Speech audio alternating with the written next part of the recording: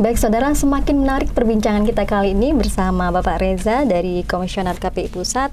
Tadi mengenai keuntungan dan kelebihan TV digital, bisa dijelaskan lebih rinci, Pak Reza? Tadi untuk masyarakat otomatis tayangannya lebih bagus, lebih jernih, teknologinya lebih canggih, suaranya juga lebih bagus, ya kan? Sayang kan, presenternya udah make up bagus-bagus, kelihatannya lebih banyak semutnya daripada lipstiknya kan? Jadi teknologinya tadi lebih bagus. Yang kedua bahwa channelnya pasti akan lebih banyak. Channel, saya pernah ada kejadian tuh di salah satu daerah di Jawa Tengah. Itu saya ditelepon salah satu kepala desa. Saya kira kenapa datang ke situnya. Ternyata dia mau tanya, kenapa channel di sebelah rumah saya itu lebih banyak 3 channel ketimbang di rumah saya. Setelah saya lihat ternyata antenanya taruhnya dalam rumah. Nggak taruh di luar rumah, taruhnya dalam rumah begitu. Jadi saya bilang kalau gitu Pak, naikin dikit antenanya begitu kan. Dan mereka menikmati betul tayangan yang tadinya mereka cuma bisa 5 channel. Ada di salah satu daerah di timur Indonesia, di kampung saya di Gorontalo. Itu sampai 10-12 meter antenanya. Yang tadinya cuma 5-6 channel, sekarang 20 channel. Banyak sekali ya? Banyak sekali, dan mereka menikmati itu begitu. Kemarin saya diprotes gara-gara bola ada di salah satu stasiun TV dan tidak ada di mereka begitu. Mereka lagi nonton bola begitu. Setelah mereka pakai digital, mereka bisa ambil siarannya, mereka bisa dapatkan siaran. Jadi akhirnya mereka bilang, ini Mas lebih bagus buat kami. Nah, cuma ada lagi yang menjadi masalah berikutnya. Orang sering mengatakan bahwa wah, belum semua tahu digital. Iya, saya sering bilang, memang tidak akan semua yang tahu digital. Yang akan tahu itu orang yang menerima siaran analog. Misalnya, saya pernah didatangi salah satu kepala dinas Kominfo di salah satu daerah. Begitu, mereka datang, ngobrol-ngobrol soal digital, kami belum tahu Mas. Saya tanya, ada TV nggak di situ? Yang bersiaran analog? Nggak ada ternyata. Ya memang Bapak itu tidak disasar, tapi teknologi ini akan memungkinkan perluasan wilayah layanan siaran. Kalau di analog lebih mahal. Misalnya, Kompas TV ini untuk pindah ke kabupaten yang lain, untuk sampai memperluaskan wilayah layanan, itu harus pakai 2 frekuensi. Nggak mungkin 1 frekuensi. Kalau ketemu satu signal analog yang sama, bisa meledak pemancarnya. Kalau di digital, dia menggunakan yang namanya teknologi SFN, Single Frequency Network. Jadi Anda tinggal meneruskan dari satu siaran ke satu siaran menggunakan 1 frekuensi. Itu kan lebih efisien. Begitu. Saya bilang, nanti Bapak ajukan saja, nanti daerah-daerah yang tidak dijangkau oleh lembaga penyiaran swasta, karena yang swasta juga bisnis, maka akan dijangkau lembaga penyiaran publik. Nanti kami ajak beberapa lembaga penyiaran swasta bersiaran di sana. Dan itu kami lakukan di Nunukan. Di Nunukan itu daerah yang berbatasan dengan Malaysia. Di sana itu tidak banyak lembaga penyiaran yang hadir di sana. Maka pada waktu itu KPI, Kominfo, dan lembaga penyiaran TVRI waktu itu mengajak, termasuk Kompas TV kami ajak ke Nunukan. Datang di Nunukan, pakai MUX-nya TVRI yang memancarkan, dan Kompas hadir di sana. Semua TV-TV swasta hadir di sana. Apa yang terjadi? Dengan begitu, itu masyarakat menerima informasi yang sama. Jadi penyelenggaraan siaran digital ini mampu untuk menjangkau wilayah-wilayah yang tadinya blank spot secara siaran. Ya, itu dimungkinkan secara teknologi. Yang berikutnya adalah kita bisa, ini sebenarnya efeknya saja. Kalau frekuensinya tadi diefisienkan, yang tadinya isinya TV aja semua, sekarang efisien kan? Bangka misalnya tadi 14 frekuensi, sekarang tinggal pakai 3 frekuensi. Berarti ada 11 frekuensi dipakai siapa? Itu bisa investasi yang lain. Misalnya telekomunikasi. Anda sering dengar 5G kan? Sering dengar tapi nggak pernah teknologinya ada nggak? Orang udah siap-siap menginvestasi di Indonesia. Nggak bisa. Kenapa? Karena teknologinya dipakai udara ini yang saya bilang tadi, sumber daya alam terbatas ini dipakai oleh TV. Jadi TV-nya geser dulu, setelah TV-nya geser baru orang lain bisa pakai. Negara mengalami kerugian. Saya sering juga menyampaikan bahwa kita nih sumber daya alam kita ini bisa dipakai, kenapa kemudian semuanya dibiarkan terus-menerus. Nah, ini bisa dipakai juga untuk kegiatan yang lain. Kemudian berikutnya tadi, teknologinya lebih baik. Kita bisa parenting password. Jadi mereka bisa password. Jadi lebih yang mengawasi bukan saja KPI, tapi di keluarga juga bisa mengawasi lebih cepat begitu ya.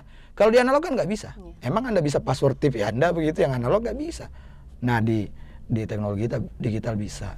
Yang paling penting tadi, bahwa penyelenggaraan siaran ini untuk publik, yang paling penting adalah penerimaan siarannya lebih bagus. Kualitasnya lebih baik. Kualitasnya lebih baik, kualitas tontonnya lebih baik. Betul. Nah sekarang tugas KPI adalah memastikan siaran-siaran yang akan muncul itu sesuai dengan standar yang diinginkan oleh KPI.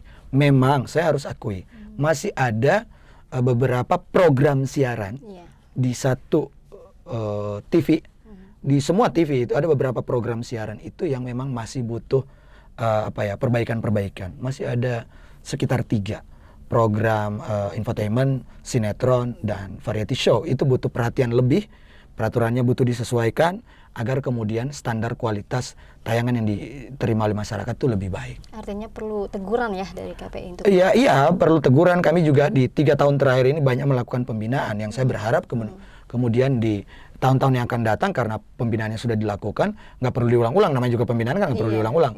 Itu bisa lebih ke adaptif. Cuma memang peraturannya harus disesuaikan. Sekarang aturannya itu masih frame-nya frame analog. Contoh, frame analog itu begini, ini masih PR yang menurut saya perlu diskusi lebih lanjut terkait jam tayang.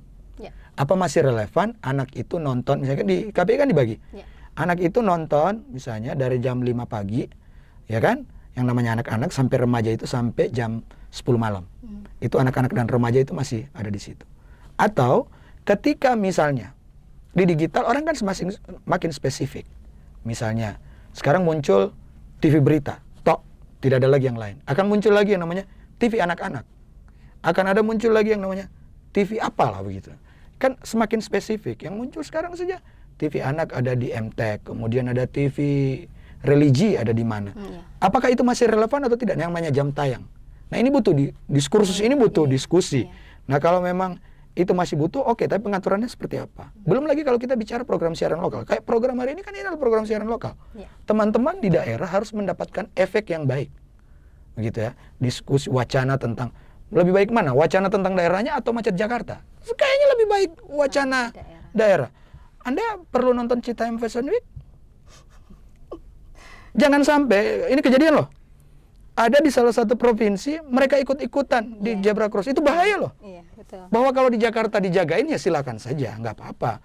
Tapi itu mulai kejadian di beberapa daerah. Iya, sudah banyak, Pak. Nah iya, dan itu kan mulai kejadian. Saya nggak tahu di Bangka jangan-jangan ada orang yang tiba-tiba fashion show Nah, pengaturannya seperti apa?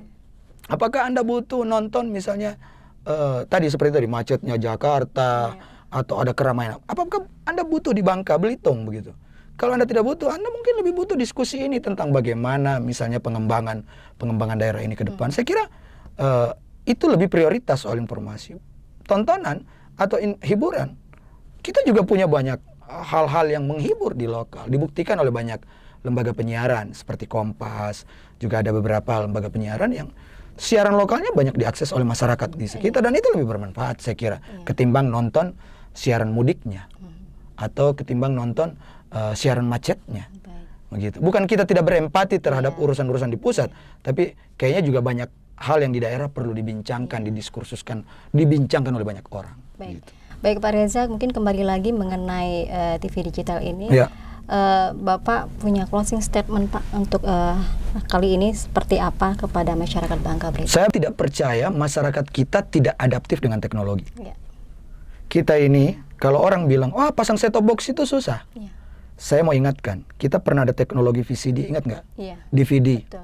Tahu pasang kan? Parabola. Orang tahu pasang kok. Tahu. Nah sekarang tiba-tiba kalau dikatakan masyarakat kita nggak siap pasang set-top boxnya susah. Lah kata siapa?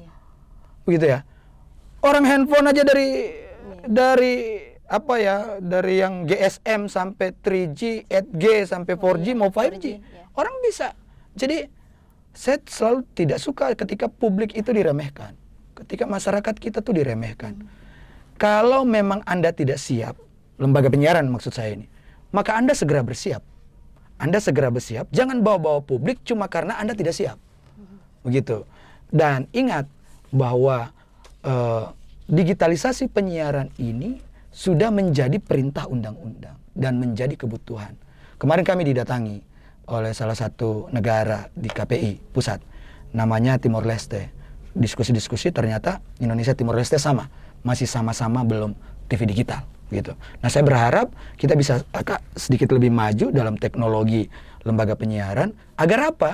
Agar tontonan masyarakat yang tadi kita jadikan komoditas, orang yang nonton, kan masyarakat komoditinya begitu kan, mereka yang nonton itu bisa puas menyaksikan tayangan dan bukan cuma dimanfaatkan untuk rating saja. Ya, berarti kepuasan mereka itu betul-betul diperhatikan. Diperhatikan begitu. Ya, baik Pak Reza, terima kasih atas informasi yang sudah disampaikan kepada masyarakat Bangka Belitung, dan terima kasih juga sudah datang di studio kami. Terima kasih. Kehormatan untuk saya untuk bisa hadir di sini. Baik, terima kasih. Baik, saudara, demikianlah perjumpaan kita dengan Bapak Muhammad Reza dari Komisioner KPI Pusat. Informasi yang sudah disampaikan semoga memberikan pencerahan bagi masyarakat Bangka Belitung. Saudara, situasi memang terus membaik, namun kita tetap waspada karena COVID-19 masih ada. Selalu pakai masker saat beraktivitas di dalam ruangan. Vaksinasi lengkap dan booster untuk perlindungan sempurna demi imunitas kita semua. Saudara, demikianlah Sapa Bubble kali ini. Jumpa lagi di lain kesempatan.